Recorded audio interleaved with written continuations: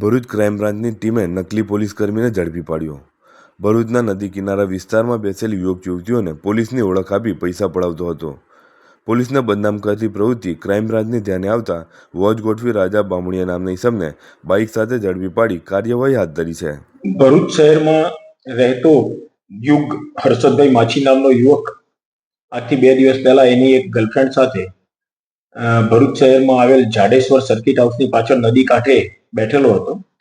એ દરમિયાન એક અજાણ્યો ઈસમ એમની આ બંનેની પાસે આવેલો અને એમને પોતે પોલીસ છે એવી ઓળખ આપેલી અને બંને કેમ અહીંયા બેઠા છો એમ કરીને બંનેને ડરાવે ધમકેલા, તમારા પિતાને બોલાવવા પડશે એમ કહીને એમને ડરાવેલા અને એમની પાસે જે કંઈ હોય આપી દેવા કહેલું. તો આ યુગની પાસે 300 રૂપિયા જેટલા હતા.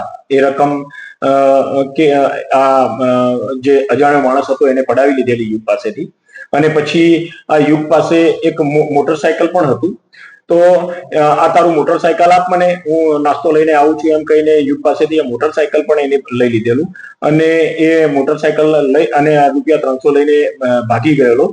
અને પછી પોતે આ અજાણ્યો માણસ હતો જેને પોલીસની ઓળખ આપેલી હતી એ પરત નહીં આવતા આ યુગે ભરૂચ શહેર સી ડિવિઝન પોલીસ સ્ટેશનમાં ફરિયાદ આપેલી આ બાબતમાં.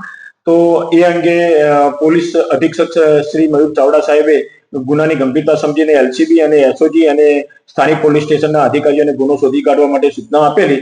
તો એલસીબીના પોલીસ માણસો પીઆઈ શ્રી વાળાના માર્ગદર્શન હેઠળ પીએસઆઈ શ્રી તુવર અને એમની ટીમના માણસો આ અંગે તપાસ કરતા હતા અને એમને બાતમી આધારે એક ઈસમ ને પકડી પાડેલો અને એને પૂછપરછ કરતા એને આ ગુનો પોતે કરેલો છે એવી કબૂલાત કરેલી.